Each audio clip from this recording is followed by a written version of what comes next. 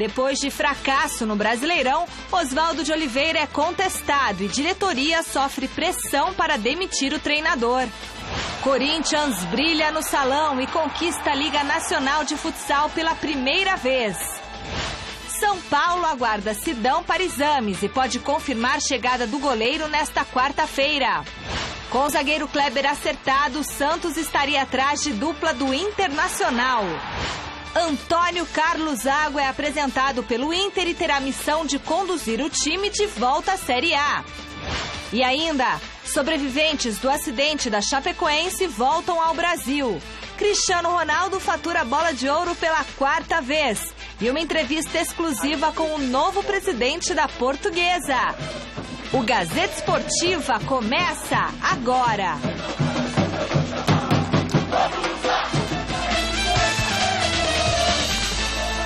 Boa noite. O Gazeta Esportiva começa falando do Corinthians, que está terminando a temporada com uma série de problemas, tanto dentro quanto fora de campo. Com dificuldades para saldar a dívida envolvendo a Arena em Itaquera e com pouco dinheiro para reforçar o elenco no ano que vem, o presidente Roberto de Andrade vem enfrentando muita pressão por parte dos dirigentes oposicionistas e até mesmo de alguns aliados políticos.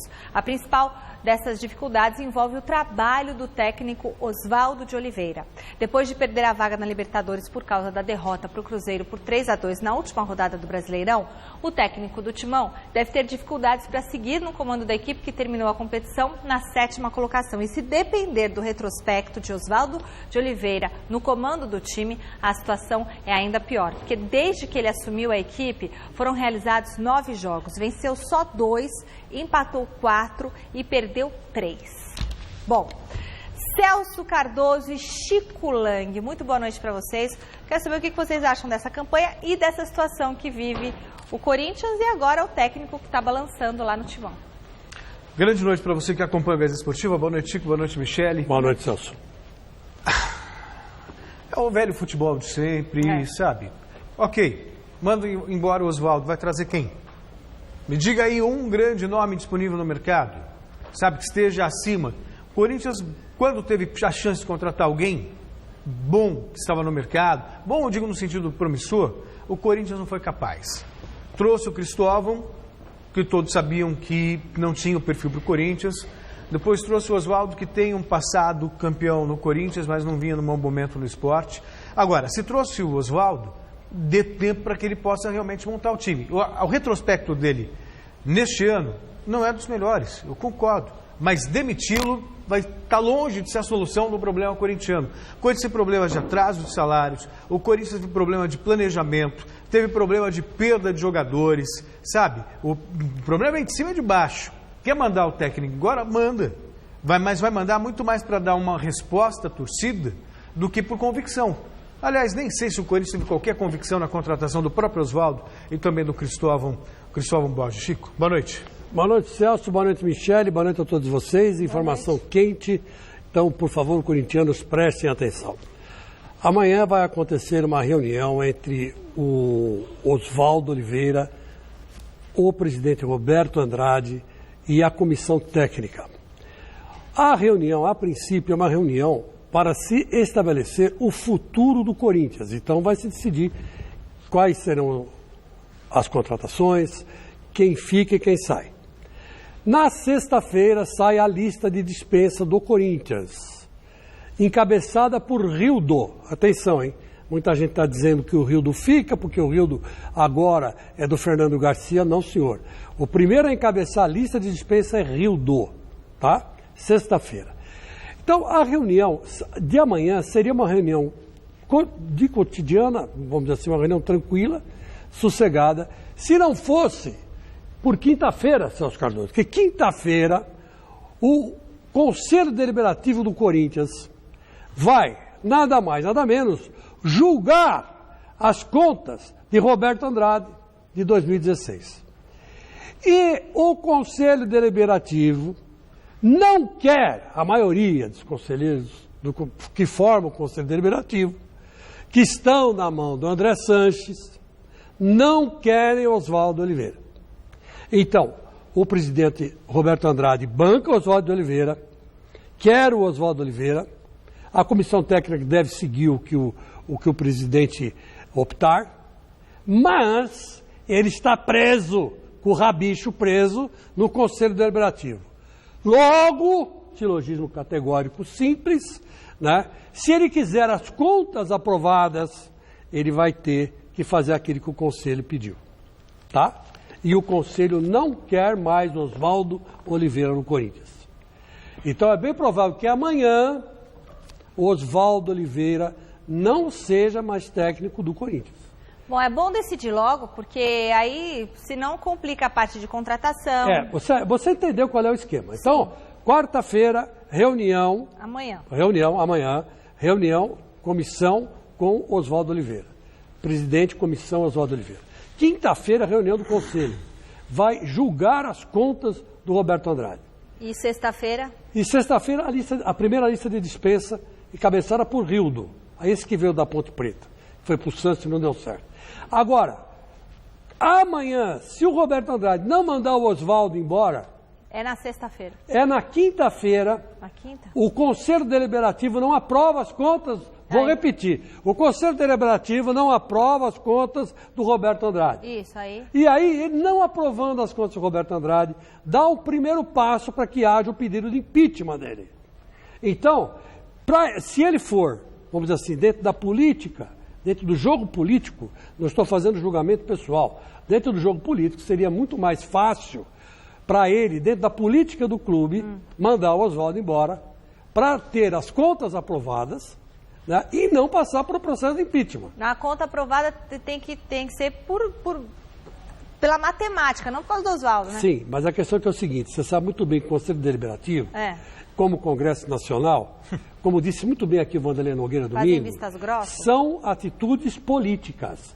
Não prevalece a lógica, não prevalece a lógica da economia, a lógica da matemática, não prevalece nada disso. É influência, é tráfico de influência. Se você tem a maioria com você, então você é legal.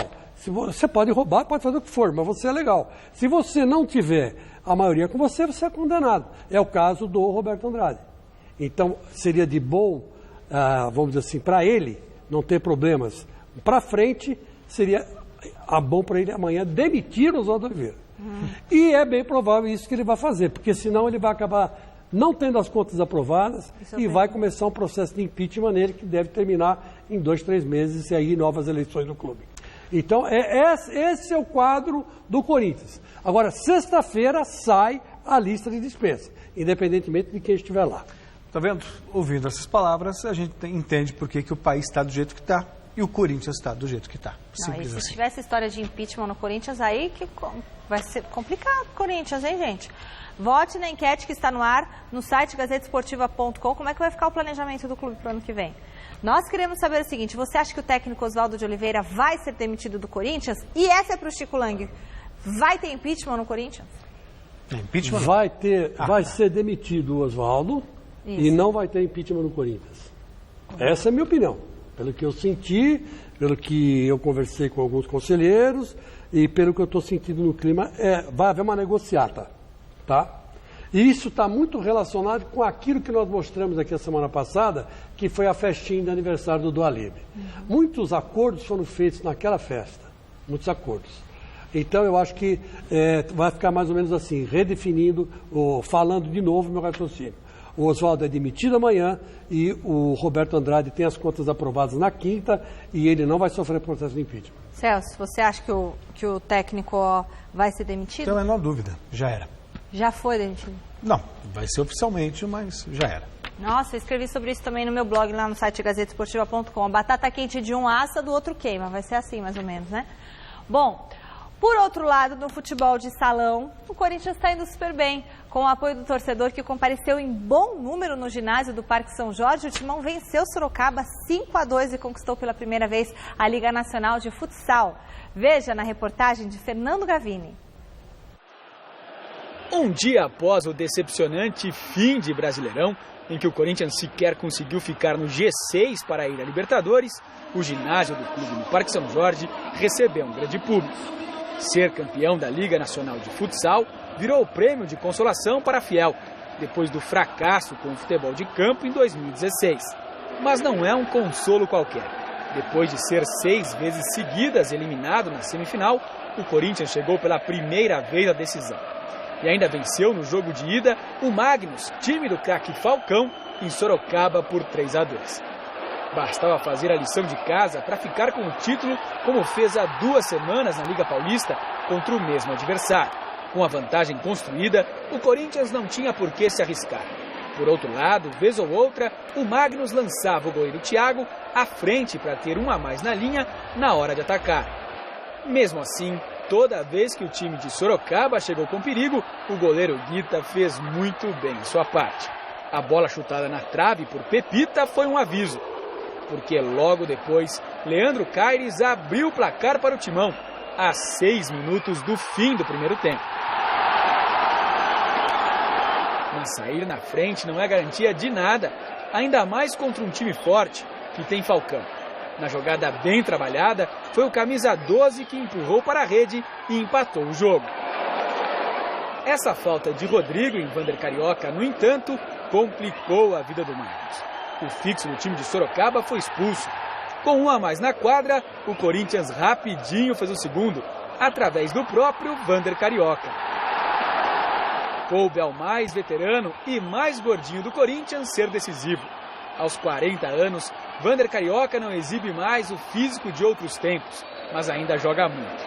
Tanto que pouco antes do gol que fez, quase marcou um de bicicleta. Pela regra do futsal, o time que tem algum expulso volta a ter o número normal de jogadores em quadra assim que toma o gol. E mesmo com 5 contra 5 em quadra, foi o Corinthians que fez o terceiro, no começo do segundo tempo, desta vez com Davis. E o quarto também não demorou. Gol de Marcel.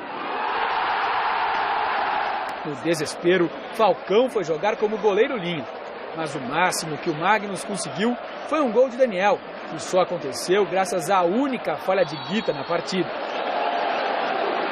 Ainda deu tempo para o tiro de misericórdia. A 21 segundos do fim, Davis fechou a goleada.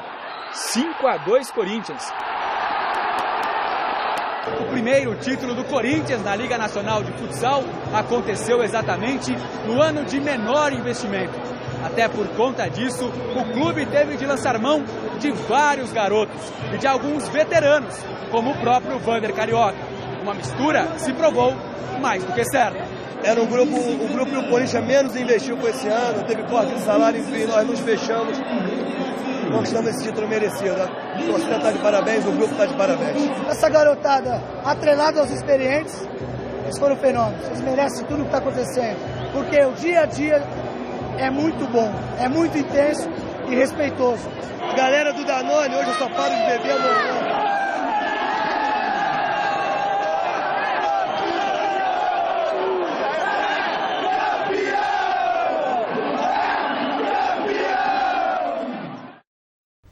Se no campo só vexame, no salão a festa foi garantida. Então, mas por quê? Porque houve um cuidado todo especial em mesclar a juventude com a experiência, né? E o André Bier, que hoje é o melhor técnico do Brasil, né? Eu não sei se fica no Corinthians, provavelmente não. Como toda essa garotada que foi revelada lá, todos eles já estão indo para o Sorocaba. Quer dizer, o Sorocaba passou a vassoura e levou quase todo mundo. Então, o Corinthians, que foi campeão paulista, né, e agora campeão brasileiro, em cima do Sorocaba 2 vezes, né, perdeu quase todo mundo já. E isso é uma prova que a diretoria do Corinthians realmente tem algum problema na diretoria do Corinthians, eu não sei qual é, um problema de má administração, que está deixando tudo quanto coisas de bom que existem no Corinthians saírem do Corinthians, né? Esse time de futebol de salão jamais poderia ser dissolvido, né? É um time que pode ser até a base da seleção brasileira. A seleção brasileira que agora, se não me engano, o futsal vai ser esporte olímpico também.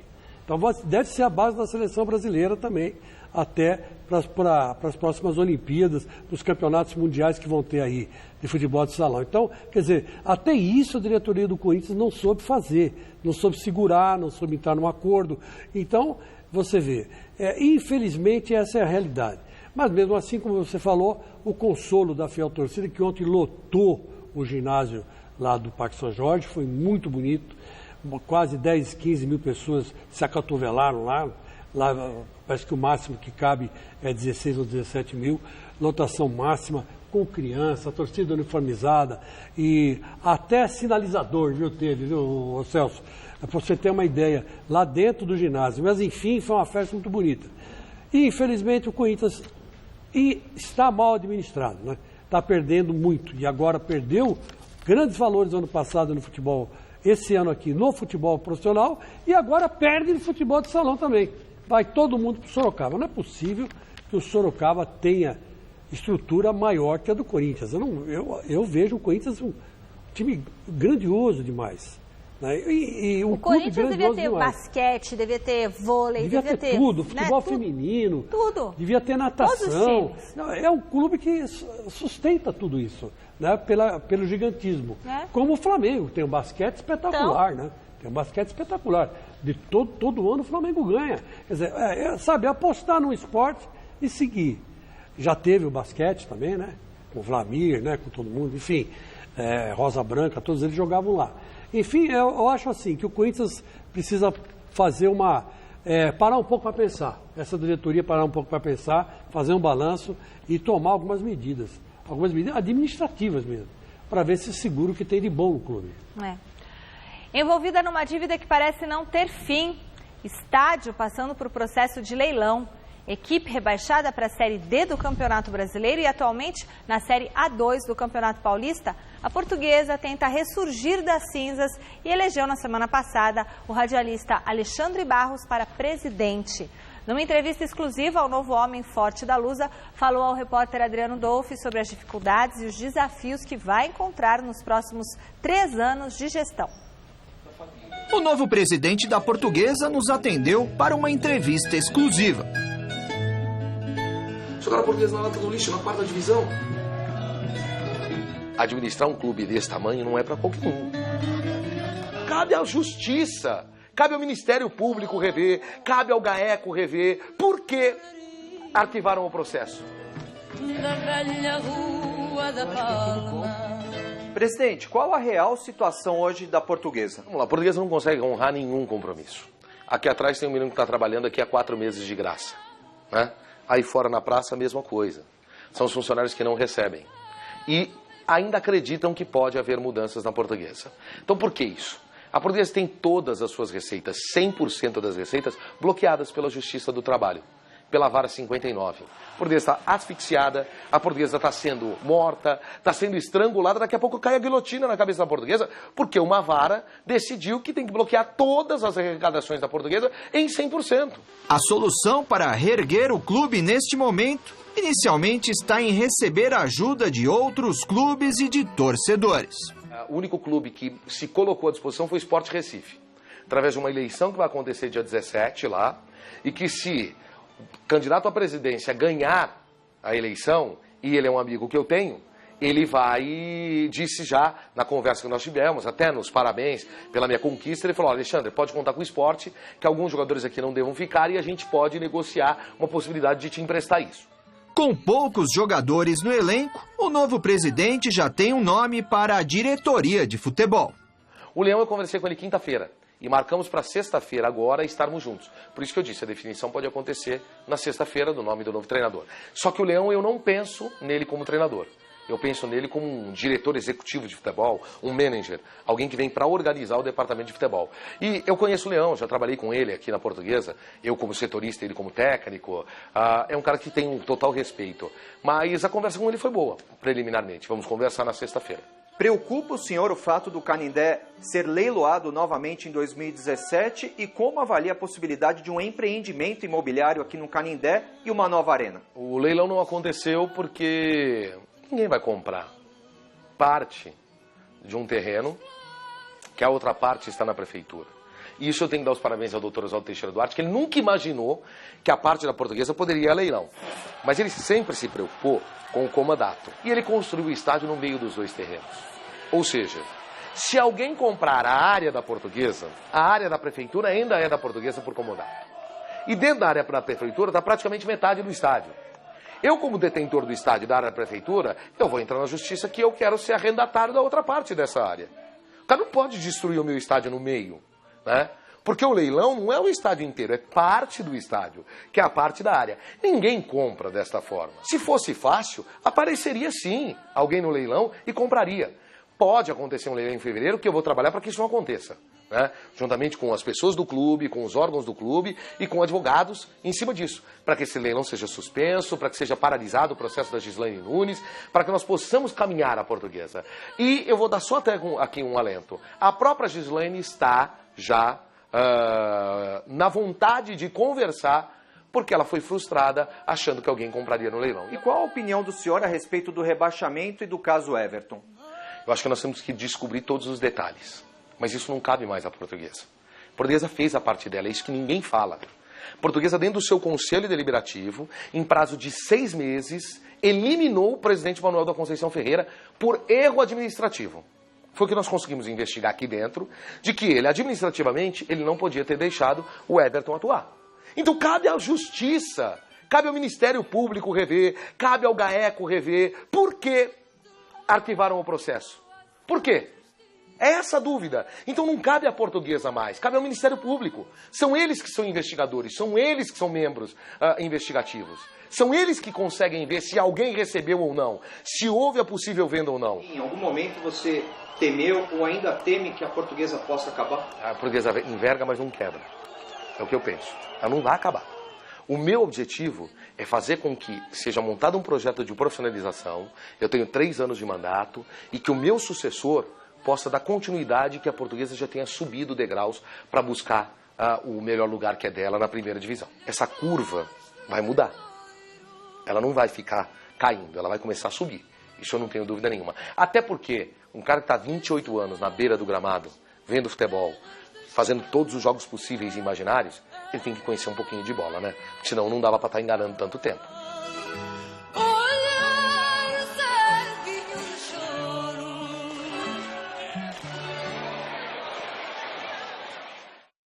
O que fizeram com a Portuguesa, Chico? Até hoje eu não me conformo o que fizeram com um clube como a Portuguesa, que já teve Denner, Ricardo Oliveira, Zé Roberto, Zé Maria, só para citar alguns nomes. Eu posso te dar mais uma lista de 20 jogadores que foram destaque no cenário do futebol brasileiro e que foram vendidos por um alto valor desde 90 para cá. E o que fizeram com a Portuguesa? E aí essa história também do rebaixamento, da escalação do Everton, até hoje também não entendo o arquivamento, mas aqui no país, né? Quer dizer, é aquela história, para os amigos tudo, para os inimigos a lei. Então alguém tem algum amigo e deu tudo certo. Olha, é o seguinte, por incrível que pareça, vocês não vão acreditar, mas eu acredito, eu creio piamente, depois de ter conversado com alguns conselheiros da Portuguesa, que a Portuguesa vai se erguer. E reerguer-se, né? Que ela acho que nunca caiu, para dizer a verdade. O que há é um desencontro, um desacordo, uma desavença de uma das colônias mais ricas do Brasil, que é a colônia portuguesa. Aliás, outro dia eu estava conversando com o Chico Bacalhau, dono de uma padaria perto da minha casa, o grande Chico Bacalhau, um grande abraço aí, que está vendo o programa agora, com certeza que ele não perde esse programa. Ele gosta muito de você, viu? Eu não sei o que ele veio em você, obrigado, mas gosta de você. Acha a Michele linda, mas a mulher dela não pode saber, viu? Ai, que bom, tem né? ciúme. É o seguinte, Não, que bom. olha que coisa engraçada. A Portuguesa planeja construir uma arena no lugar do Canindé, uma arena para 20 mil pessoas e alugar, boa parte, junto com essa arena, uma construção ou grudada na arena, ou paralela à arena, um prédio onde serão alugadas salas para uso comercial. E esse é o plano do futuro do Canindé. Está tudo planejado, já tem arquiteto trabalhando, e a colônia vai reerguer de novo a Portuguesa. E esse rapaz, o alemão, eu chamo ele de alemão, porque eu conheço ele desde há muito tempo, né? É radialista, jornalista, né? Está lá na Portuguesa há muitos anos, o grande alemão. Boa sorte para você, encabece mesmo esse movimento, são 3 anos que, sem dúvida nenhuma, você alemão vai fazer história com a sua nova equipe, muito forte tendo ao seu lado. Eu acredito sim que a Portuguesa vai se reerguer. E eu vou dizer uma coisa para você, hein? Não sei não, vai ter time alugando a Portuguesa para jogar, porque a arena é bonita, hein? ou raios. É bonito, por enquanto, arena. Mas para dar conta dessas pendências financeiras Celso, aí, Chico, quem é gosta muito de trabalho. passado é museu. O que passou, passou. Agora vamos reerguer o presente. Vamos reerguer esse negócio. Vamos derrubar tudo isso aí e fazer uma coisa nova. Ué, o Palmeiras não fez isso? Acabou. Com que dinheiro? Com que dinheiro? Tem que arranjar um parceiro igual o Palmeiras. Porque se o Palmeiras arrumou o modelo da W Torre, por que a Portuguesa não pode arrumar também? Ué, qual é o problema? Tem 500 mil empresários portugueses que mexem com construção. A maioria deles. Então, quer dizer que, sabe, a economia mármore, não está numa fase boa agora, construção, né? mas eles mexem, Tem gente desonesta, mas tem gente honesta. Não, nesse sim, meio também, É que acho que não banca não tá... campanha política. Uma coisa é você bancar a campanha política, outra coisa é você construir um estádio. É um negócio. Isso sim. O que está errado é transformar a política em negócio. Aí não. Bom, já no Japão, onde nesta quinta-feira deve estar em campo na estreia do Real Madrid no Mundial de Clubes, o português Cristiano Ronaldo foi anunciado nesta segunda como vencedor da Bola de Ouro de 2016. Neste ano, o prêmio voltou a ser oferecido apenas pela revista France Football e não mais em conjunto com a FIFA. Foi a 4ª vez que o Cristiano Ronaldo levou a Bola de Ouro para casa.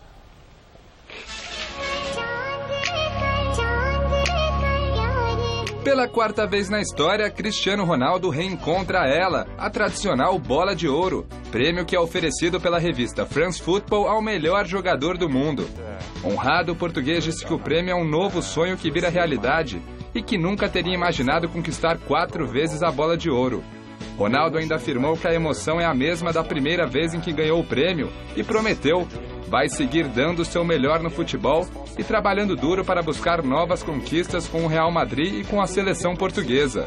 Mas agora, segundo ele, é curtir o momento, já que não é fácil ganhar um prêmio como esse. Estou feliz, concluiu o CR7. Enjoy this moment because it's not easy to win this, so I'm happy for this moment right now. Ô Celso Cardoso, esse eu queria no Corinthians. Maria, quem não quer, né? Tá louco, pode vir até com 50 anos jogar aqui, não tem problema nenhum, dá para jogar. Olha, eu só queria corrigir uma informação, eu falei que tinha mais de 15 mil pessoas lá no ginásio do Corinthians, é mentira, viu? Eu me enganei redondamente. Foram liberados 7 mil pessoas pela PM e foram vendidos só 6.700 ingressos. Então, deixa eu corrigir isso antes que dê confusão, né? Antes que a PM vá lá e interdite o ginásio. 6.300, né? 6.300. Foi uma festa linda, mas com tinha 6 até mil, 7 mil 15 mil pessoas para poder, até 7 mil pessoas. Mas tinha 6.300. Tá ok? Tá corrigido. Um dos esportes coletivos que fez mais sucesso com a torcida brasileira nos Jogos Olímpicos foi o handball. Tanto a equipe masculina quanto a feminina contaram com o apoio dos brasileiros e despertaram o interesse no esporte. Era o meu esporte na escola. Nesse domingo, aconteceu a decisão da Liga Nacional Masculina de Handball e o repórter Alexandre Silvestre foi lá conferir. Azar de quem não foi. Pouca torcida no ginásio em São Bernardo do Campo para ver a partida do título. Pela 3ª vez consecutiva, Pinheiros e Taubaté decidem a Liga Nacional Masculina de Handball. Ano passado deu Pinheiros, no anterior, Taubaté. Antes do apito, em homenagem às vítimas da Chapecoense, 1 minuto de silêncio. O Pinheiros sai na frente. Empate de Taubaté. Equilíbrio nas trombadas, na virilidade, nos cartões para apaziguar os ânimos. Queda de atleta. Queda do sistema eletrônico do placar. Não perca a conta. Pinheiros sempre à frente, na contagem mínima, com atuação exuberante do goleiro Marcão. A 9 minutos do término do primeiro tempo, o Taubaté toma a dianteira e vai para o intervalo com vantagem de 11-10. No segundo, o clima esquenta logo no começo. Confusão, expulsão. O Taubaté encontra o caminho. Chega a abrir 4, 5, meia dúzia de pontos. O Pinheiros tem pressa. O relógio agora joga contra.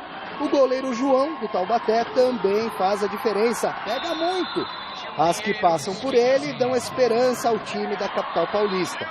Mas a equipe do Vale do Paraíba não perdoa. Na defesa, no ataque, na força, na marra, na categoria.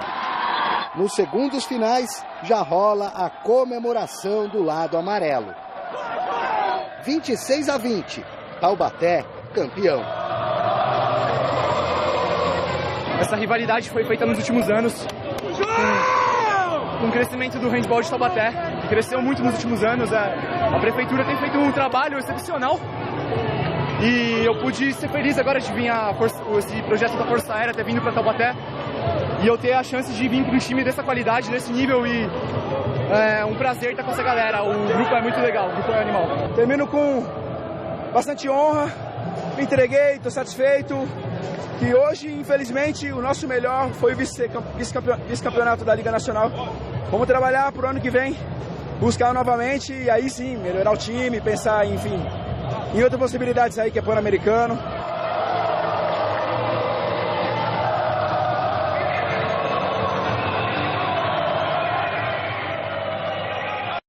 Acompanhe o Gazeta Esportiva nas redes sociais, twitter.com/Gazeta Esportiva, tem a nossa página no Facebook, tem o nosso canal no YouTube, onde você pode rever os programas e também o site da TV Gazeta, tá bom? E quero mandar um beijo para a dona Maria Helena e para o Toninho, recebi o cartão de Natal de vocês, um beijo bem grande. Agora é hora de falar da corrida de São Silvestre. O percurso da prova sofrerá pequenas alterações em 2017. Veja na reportagem. A São Silvestre 2016 terá pequenas alterações de percurso para melhorar o desenvolvimento da prova. A principal modificação é aqui na Avenida Pacaembu. Os atletas vão seguir direto ao invés de entrar na Rua Margarida e não passarão mais pelo Memorial da América Latina. Quando a gente entrava à esquerda na Margarida, depois a Olga e saía na Fuad de Mafuel, que é exatamente atrás do Memorial da América Latina, as ruas eram muito estreitas, quer dizer, continuam sendo muito estreitas por volume de gente que a gente tem. Então, nós, em comum acordo com a CET, nós fizemos uma modificação nisso. O trecho economizado com a mudança é de 1.137 metros. Por conta disso, para chegar aos 15 quilômetros, que é a distância total da São Silvestre, foi preciso fazer ajustes em outros pontos do trajeto. Por isso, no último domingo, com a presença de 2 medidores oficiais da Federação Internacional de Atletismo, o novo traçado pelo qual vai passar a mais tradicional prova de rua do Brasil foi definido. Com o bom e velho spray, foram marcados o quilômetro 9 na Duque de Caxias, o 10 na Praça da República, o 11 na Conselheiro Crispiniano e o 12 quase em frente à Câmara dos Vereadores. A gente espalhou por ruas muito maiores, tá certo? Avenidas muito maiores, mais arborizadas, que inclusive representam mais o que é São Paulo, porque a gente vai passar em frente ao Palácio Anchieta, que é a Câmara Municipal, nós vamos passar em frente à Biblioteca Municipal de São Paulo, tá certo? A Mário de Andrade aqui, tá certo? Ou seja, são mais pontos turísticos e para mostrar mais de São Paulo para o resto do Brasil e mundo. Outro detalhe é que com as mudanças feitas, apesar do percurso continuar em 15 quilômetros, a prova deve ser mais rápida em 2016. Vai ficar mais rápida principalmente por causa que nós estamos tirando um monte de curva lá da Barra Funda. Então, como as ruas são mais retas, tá certo? Eu acho que o percurso vai ficar mais rápido, sim, para todo mundo, tá certo? Inclusive pessoal que não é o pessoal da elite, ou seja, para todo mundo. Ou seja, as ruas são mais arborizadas, nós vamos ter uma temperatura mais baixa, não importa o calor que faça, porque a gente está saindo de cimento para passar por baixo de árvores. Ou seja, eu tenho quase certeza que a prova vai ficar mais rápida. E a prova vai ficar muito mais bonita, então essas alterações que vocês viram aí são no percurso deste ano, de 2016, da São Silvestre, tá certo? Estamos de volta com notícias dos sobreviventes do acidente da Chapecoense. O goleiro Jackson Foman já está no Brasil. Ele chegou a São Paulo na madrugada de ontem em um avião equipado com uma UTI e agora ele está no Hospital Albert Einstein, onde passa por uma cirurgia na vértebra C2. No início da tarde de hoje, mais 2 sobreviventes iniciaram a viagem de volta. O jornalista Rafael Renzel e o lateral Alan Ruschel. Eles embarcaram em um avião da Força Aérea Brasileira e devem chegar por volta das 9 da noite em Chapecó, onde seguirão tratamento. Já as notícias do zagueiro Neto também são boas. Ele deixou a UTI, ele já soube do acidente, ele também conversou brevemente com o Foman e com o Ruschel, e antes deles voltarem ao Brasil, né? E o Neto, ele também está curado da pneumonia. O médico da Chapecoense que o acompanha no hospital em Rio Negro planeja o retorno dele ao Brasil para a próxima quinta-feira. Só o fato de terem sobrevivido sobrevivido a esse trágico acidente já é algo extraordinário. E você viu o Neto, Agora, o pessoal estava com medo de falar para ele o que tinha acontecido e tal. E um dia antes de voar, ele falou para a mulher dele, eu tive um sonho, eu tive um pesadelo, que o avião caía. Eu estou com medo de entrar nesse avião, estou com medo de fazer essa viagem. Olha que impressionante, porque a esposa dele contou isso, que ele teve um sonho um dia antes. E veja a situação, né? Quer dizer, a maneira, ele foi o último a ser resgatado depois de tantas horas, mais de 10 horas ali, em situações precárias. Isso mostra a força desse rapaz, sem dúvida alguma. Todos eles, obviamente, merecem reverência, mas o Neto é ainda fora do comum. Só o fato de ter sobrevivido num avião como esse já é algo extraordinário, mas a situação do Neto é ainda mais impressionante, Chico. Ele está ainda entubado, né? Ele está ainda fora de si, né? Não está mais. Não está mais. Está no UTI, mas já está, só não se recorda do que aconteceu.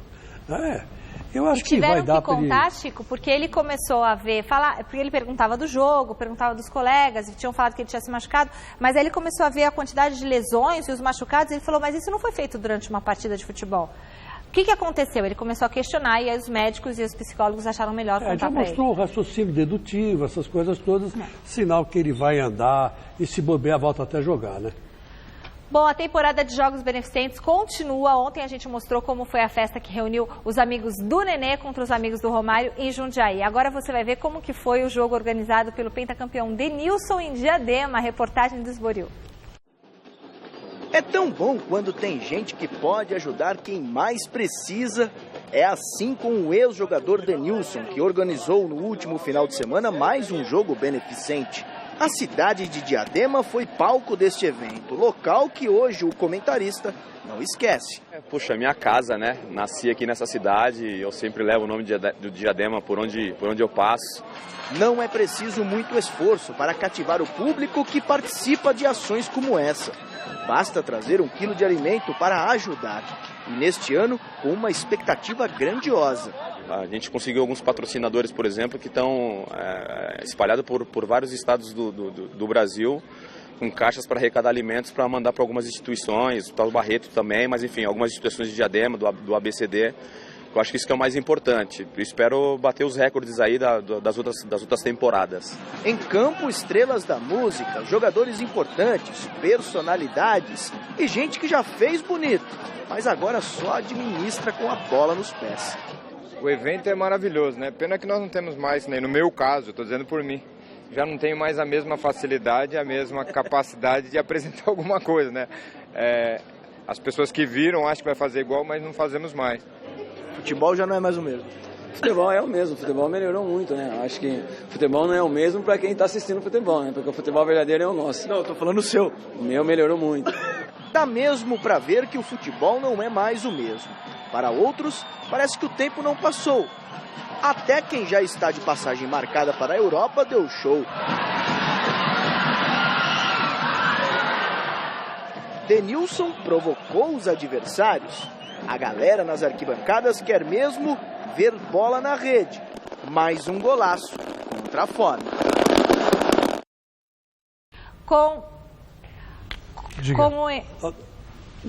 Eu só queria dizer o seguinte. No Missão de Memória, aquela imagem do Denilson fugindo com 4 turcos atrás dele, né? Para quebrá-lo na Copa de 2002. Foi bem na minha frente e aquilo foi tão engraçado que não dá para... Foi um dos maiores vibradores do futebol brasileiro, Denilson. Com o inédito rebaixamento para a Série B, o Internacional já começa a se estruturar para disputar a segunda divisão em 2017. Hoje foi apresentado o técnico que terá a missão de recuperar o prestígio do Colorado. Antônio Carlos Zago, que levou o Juventude às quartas de final da Copa do Brasil, é o novo comandante do Inter. E logo de cara, ele teve que responder à polêmica envolvendo racismo quando ainda era jogador em 2006. Que é em relação a uma mancha que ficou na minha carreira como jogador de futebol. E se como eu também não quero mais ser lembrado como jogador de futebol, quero ser lembrado pelo trabalho que eu venho fazendo como treinador, né, que foi a questão daquilo que aconteceu no Juventude, a questão do racismo. Já paguei por isso, paguei na justiça comum, em algumas conversas que eu tive com Deus já fui perdoado, e isso para mim é é o mais importante. E para mim é uma oportunidade única em me redimir de tudo aquilo que eu fiz, em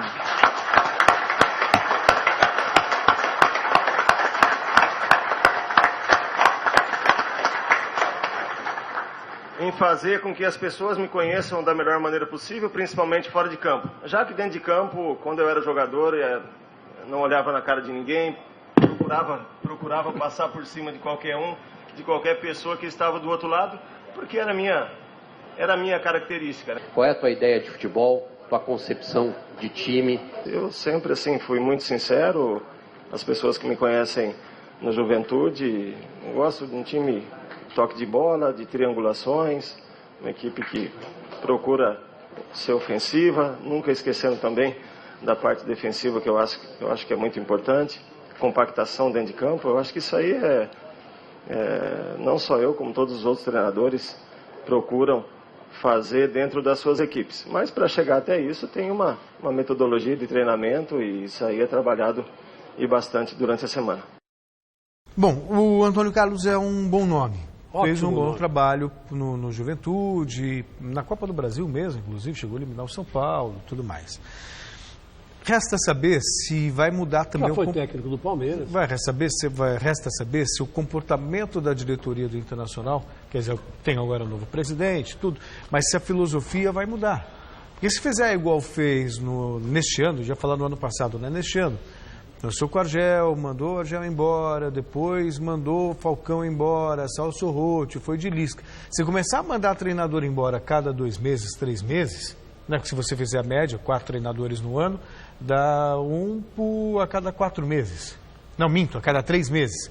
Quer dizer, é muito pouco. Não há trabalho que emplaque com esse tipo de comportamento. Não, mas eu acho que no caso do Zago não vai acontecer isso não, porque o Zago, quando passou pelo Corinthians, ele não foi técnico, o técnico era o Mano Menezes, mas ele foi gerente de futebol. E o Corinthians teve que emprestar 600 mil reais, na época, de um empresário, para poder montar o time. Então ele saiu por aí caçando jogadores. O único jogador, aí levou Perdigão, levou uma porção de jogador meia-boca para o Corinthians, mas montou um time para o Mano Menezes. Pegou o Chicão, pegou o William, pegou uma série de jogadores, foi montando um time sem dinheiro. Então o Antônio Carlos é aquele cara que faz omelete sem ovos. E ele tem vamos dizer assim, uma formação, apesar desse negócio de racismo, tudo que ele falou que ele já pagou para os homens e já conversou com Deus, isso aí mostra uma personalidade enorme. Eu acredito que ele vai fazer um excelente trabalho, ele fica esse ano inteiro e o outro também, porque o Inter vai subir, é difícil o Inter ficar na segunda divisão, se o Vasco não ficou, o Inter que não vai ficar. E o Antônio Carlos, sem dúvida nenhuma, com o trabalho que ele tem, as experiências que ele teve na segunda divisão com o Corinthians, depois essa agora com o Juventude como treinador, isso mostra que ele está maduro, até para gerenciar o futebol. E não aceitar qualquer bobagem por parte dos cartolas do Internacional. Mas acho que a lição foi dura, mas o Inter aprendeu. E agora vamos ver os outros, que faltam 4 para cair, né? E vamos ver agora. Porque não caiu o São Paulo, não caiu o Santos, não caiu o Flamengo, e não caiu quem mais? Quem mais? O Cruzeiro. E o Flávio ainda lembrou que não caiu a Chapecoense, porque ela só subiu, né? Até agora. Com o Internacional rebaixado, outros times prometem ir atrás dos destaques do Colorado. É o caso do Santos. O alvinegro estaria atrás do meia Valdívia, que sofreu com lesões na temporada, e do atacante Nico Lopes, que chegou ao Inter no meio do ano, mas não se firmou no futebol brasileiro. Negociações são difíceis, porque os 2 jogadores interessam a clubes do Brasil e do exterior, mas o Santos aposta na Libertadores e na necessidade do Inter de enxugar os gastos para tentar trazer os 2. Quem está acertado com o Peixe, resta apenas ser oficializado, é o zagueiro Kleber, que se destacou pelo Corinthians, estava no Hamburgo da Alemanha. O clube alemão aceitou a proposta de 2 milhões de euros em uma reunião na tarde de hoje. Com isso, Kleber deve viajar ao Brasil já amanhã para fazer exames médicos e assinar o contrato. O vínculo deve ser de 4 anos. O Santos já começa bem, então, né? Termina bem a temporada visando 2017. Hora de falar do Palmeiras. Depois de renovar os contratos de Jailson, Alexandre e do diretor Alexandre Matos, o Verdão teve a primeira baixa para 2017. O lateral direito Fabiano, autor do gol da vitória sobre a Chapecoense, que deu o título ao Palmeiras, voltará para o Cruzeiro. O técnico Mano Menezes pediu o retorno do jogador, que tinha sido emprestado ao Verdão até o fim deste ano. O lateral Lucas, que tinha ido para a Raposa no lugar dele, deve voltar ao Palmeiras. Outro que também se despediu foi o auxiliar Alberto Valentim, de malas prontas para iniciar a carreira de treinador no Red Bull Brasil. O Palmeiras publicou hoje uma carta de despedida dele. No texto, ele agradece os jogadores, funcionários do clube e os técnicos com quem trabalhou e que o ajudaram na carreira que agora ele se vê pronto para iniciar. Ele também fez questão de lembrar a torcida e as manifestações de carinho que recebia nas ruas no tempo que passou pelo Verdão.